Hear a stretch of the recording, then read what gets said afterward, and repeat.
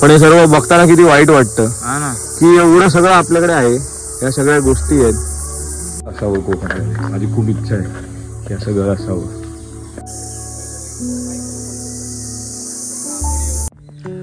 सुप्रभात, सुप्रभात, good morning. ही good morning झाली आपली कोकणामध्ये, संगमेश्वर. काल आलो आपण रात्री, भरपूर प्रवास, थकवा, पण आबीचं घर बघून काही थकवा राहिला नाही. हे आपल्या आबीबाईचं घर, हे बसलेत सागर, हा बसलाय प्रणव. सगळ्यात भारी आवडलेलं मला हे, या सगळ्या गोष्टी. याला काय म्हणतात सागर? खोपटी. कसं असं घर असावं ना, एवढी शांतता असावी, एवढी शांतता असावी, मस्त आराम असावा. पण मिनिमम 2-3 दिवस तरी येऊन राहिलं पाहिजे एक दिवसात का. आणि हे साहेब आहेत ना आपले, यांच्या इथे पण अशी शांतता आहे, मस्त भारी घर आहे. तेव्हा आम्ही ब्लॉगिंग करत नव्हतो, त्यामुळे काय नाही. नेक्स्ट टाइम असं घर हवं, असं अंगण हवं. बघा हे अंगण आहे त्याचं. इथे पण समोरच्या जागी लोक बऱ्याच काय भाज्या बिज्या लावतात ना.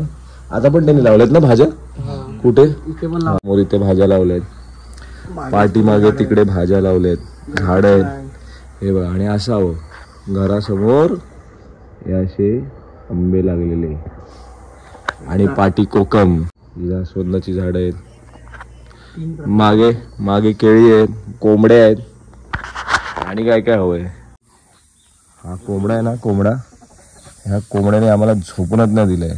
आम्ही आलोय 4-4:30 ना, तो तेव्हापासून बांग देतोय. बॅक साईड आहे आपल्या आबीबाईच्या घराची.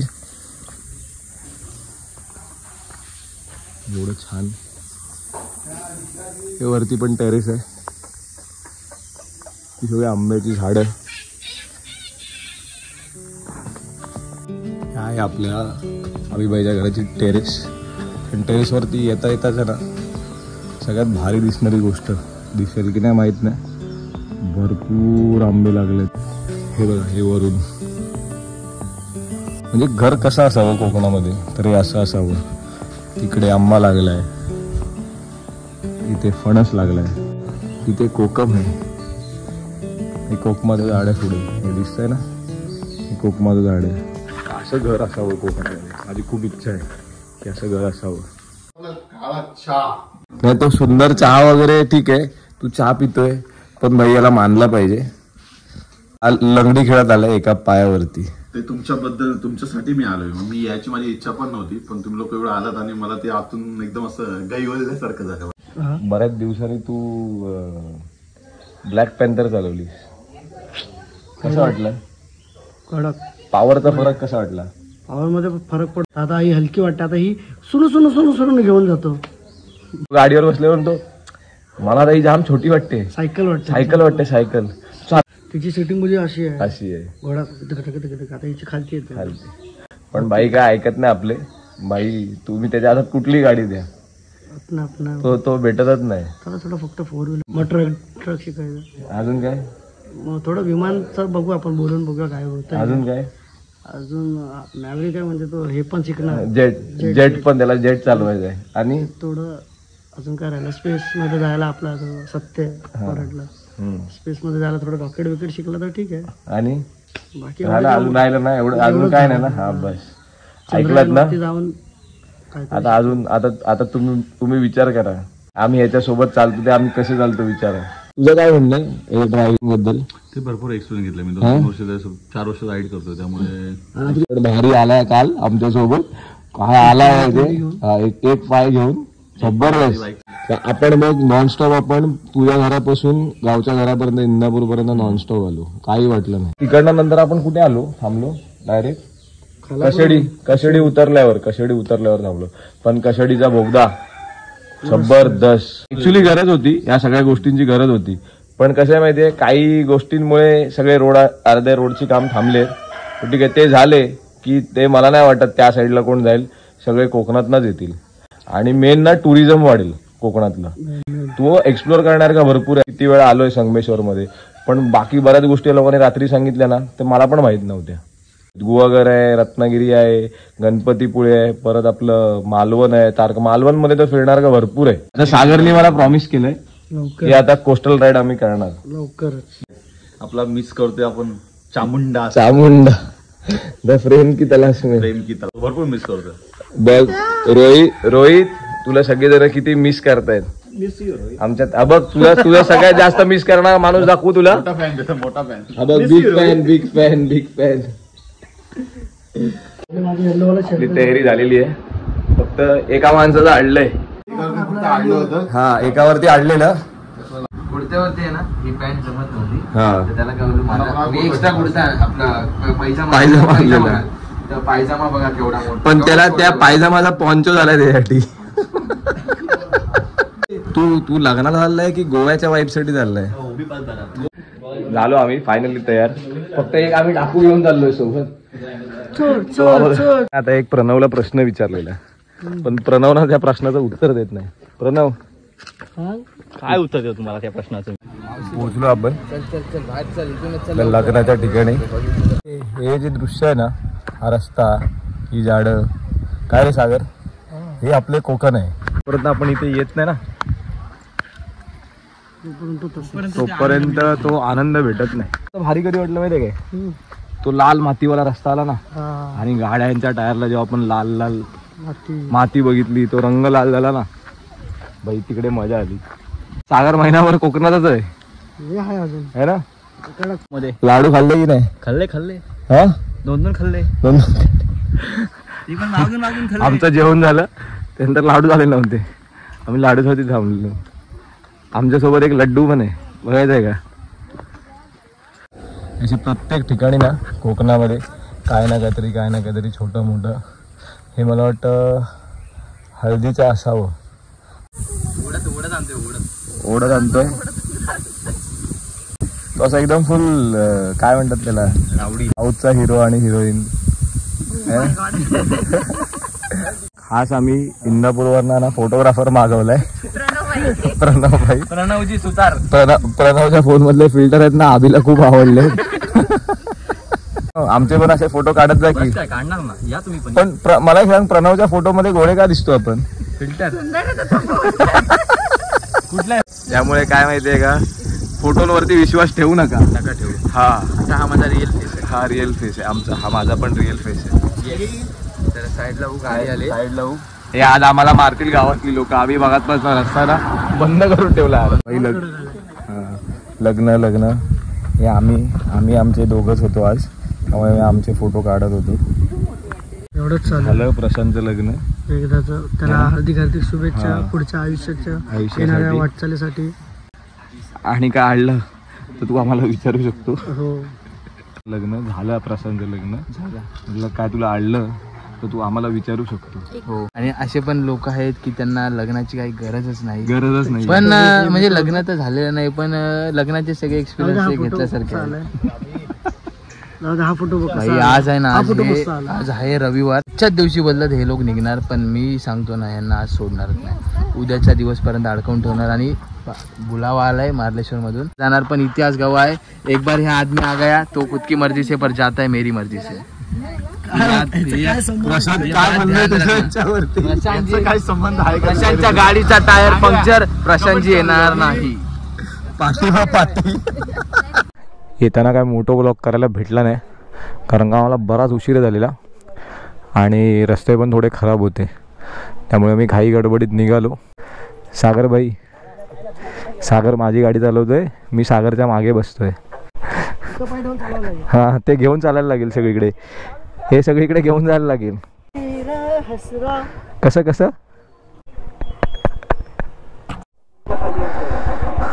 आपले नवरदेव उभे आहेत. नवरदेवांचा निरोप घेऊया. ॲट लास्ट झालाय सगळा निरोप समारंभ आणि निघालो आपण. आता पण जाऊ, जर लवकर पोचलो तर काल जे काय आपण 1-2 स्पॉट्स दाखवले. महाराजांचं स्मारक आहे आणि बऱ्याच 1-2 गोष्टी आहेत, त्या गोष्टी करू. हे वाघजाई मंदिर आहे, एवढं सुंदर बांधलं आहे.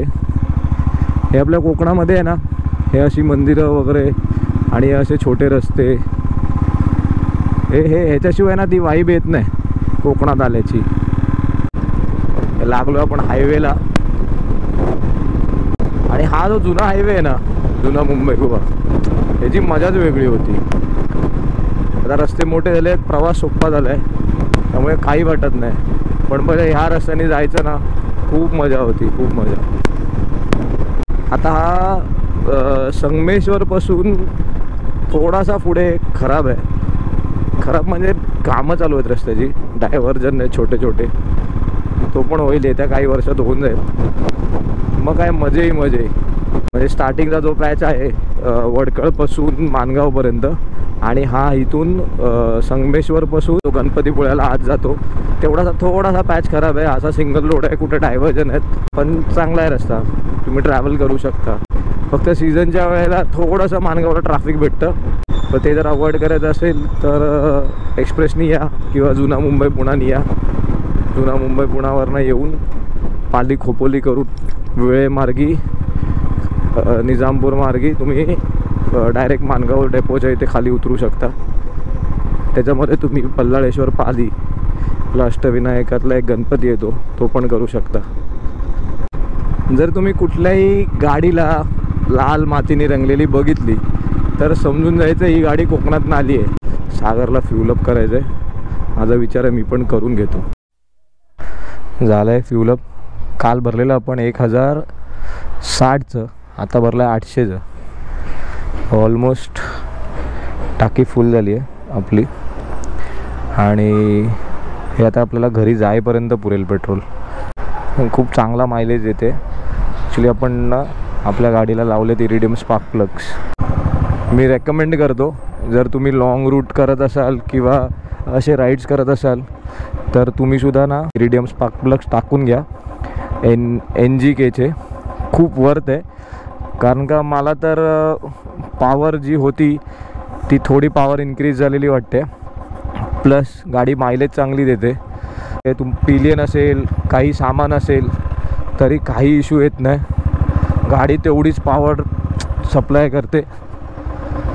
काहीतरी गडबड झालेली आहे. आज आला इथे प्रॉब्लेम. हे भांडतात एकमेकांची. आता नेमकं चुकी कोणाची आहे ती समजत नाही आहे. नेमकी चुकी ह्याची आहे की तो तिकडे ट्रक उभा आहे त्याची आहे. हे बघा, काल रात्री काय काळोखात कितपत दिसलं असेल तुम्हाला लोकांना मला माहीत नाही, पण हे रस्ते असे आहेत, थोडे भारी झालेत आता.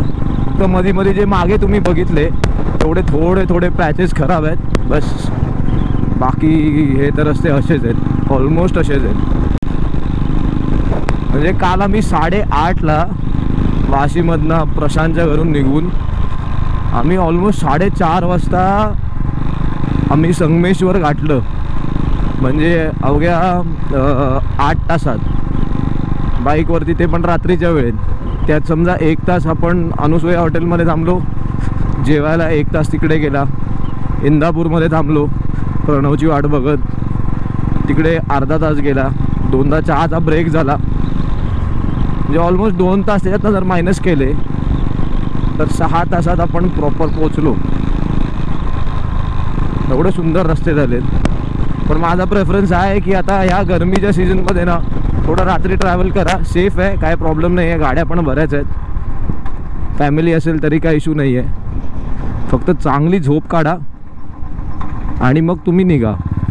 जेणेकरून हे जे उन्हाचा त्रास आहे ना गरमीचा, कारण का गरमी भयंकर आहे, खूप जास्त गरमी आहे आणि बेहाल व्हायला होतं.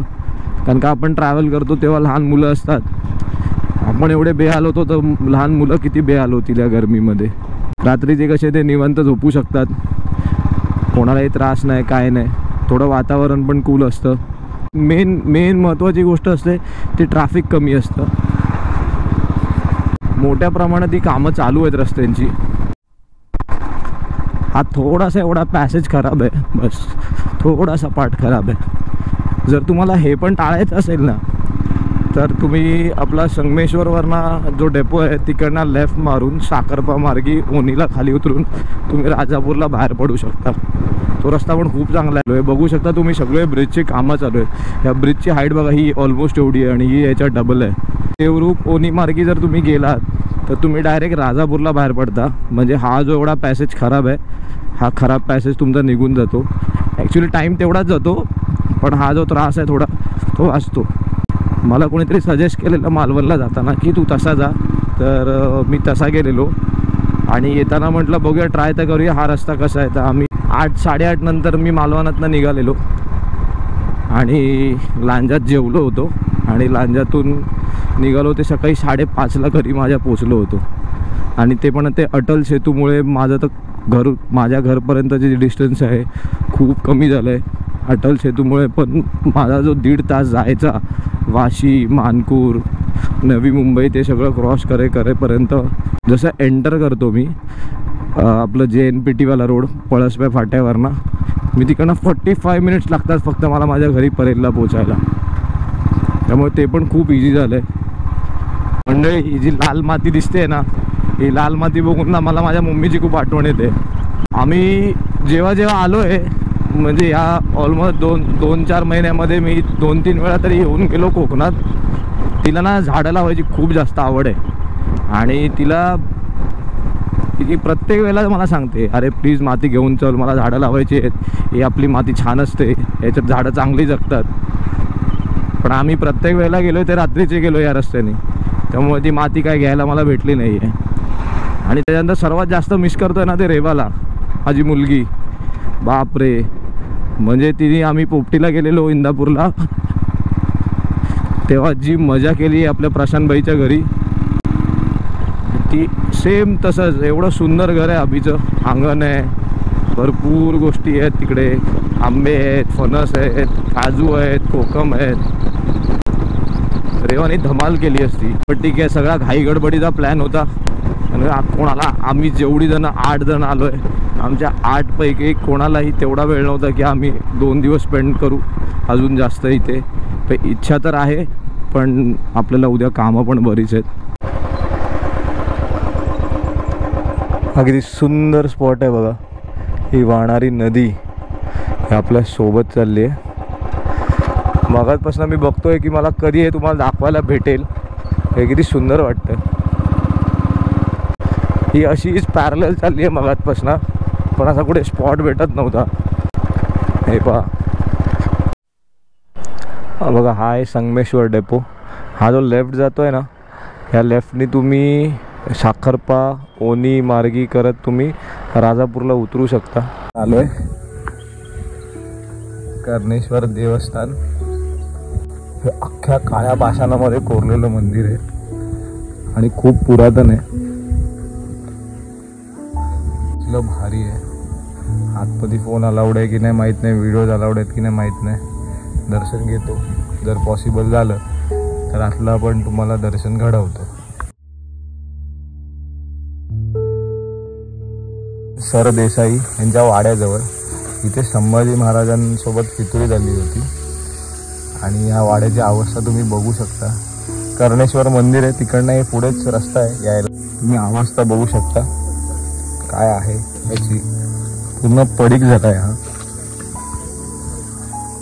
अशा अनएक्सप्लोर्ड प्लेसेस पण आहेत आपल्या कोकणात आणि इतिहास जमा झालेल्या गोष्टी आहेत या सगळ्या. पण आपले मित्र आहेत हे सगळे तिथेच राहणार आहेत, त्यामुळे या सगळ्या गोष्टींचा मागचा इतिहास यांना माहिती आहे आणि आपण यांच्यामुळे या सगळ्या गोष्टी बघू शकतोय. सागर, अभिषेक,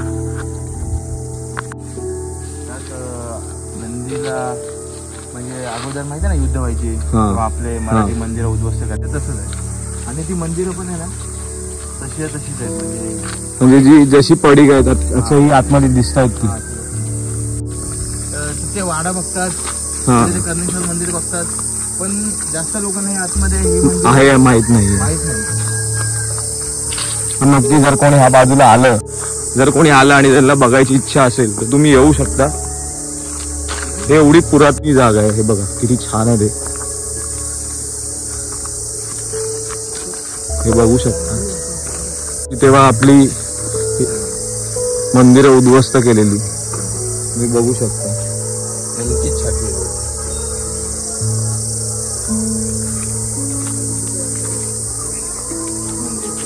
ह्या वास्तू खूप आतमध्ये आहेत, त्यामुळे ह्या अनएक्सप्लोर्ड आहेत.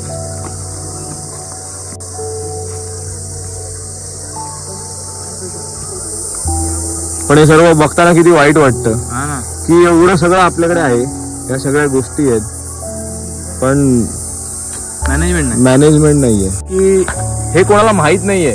माहित आहे रे, असं नाही की नाही, पण बोलतात ना आता ते पडलंय त्याला उचलून खांद्यावर वर बनवेल कोण, ही गोष्ट आहे. लोक येतात बघतात, बरेचसे ब्लॉगर पण आले तिथे, ब्लॉगर लोकांनी पण खूप एक्सप्लोर केलंय.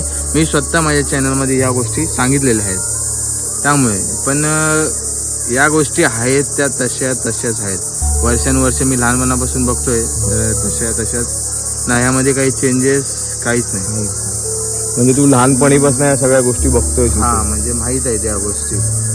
आपणच या गोष्टी दाखवल्या, आपणच लोकांना या गोष्टीबद्दल माहिती दिली, एक्झॅक्टली, तर लोक या गोष्टी समजतील की काय आहेत काय नाहीये.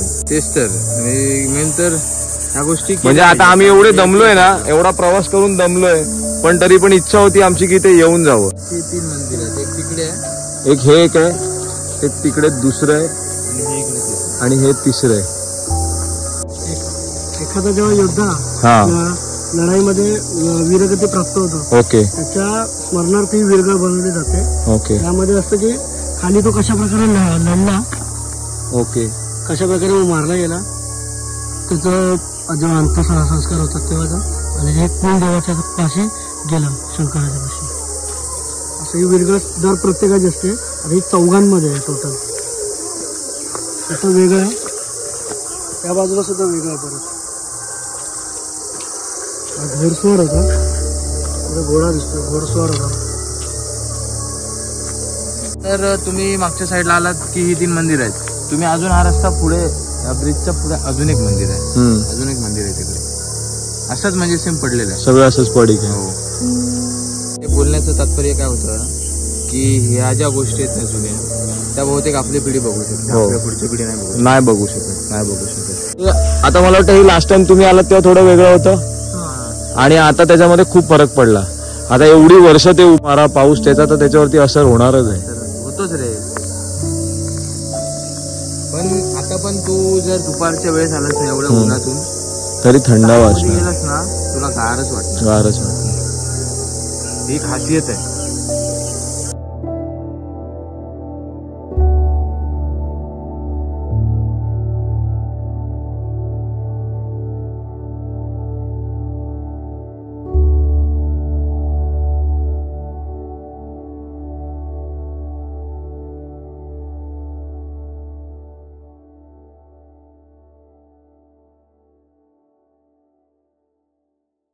मंदिरवरनं आलात की हा राईट लागतो, हे स्मारक आहे संभाजी रोड. तुम्ही इकडनं आत जाऊ शकता, एकदा विजिट करा. हे आपलं महाराजांचं स्मारक.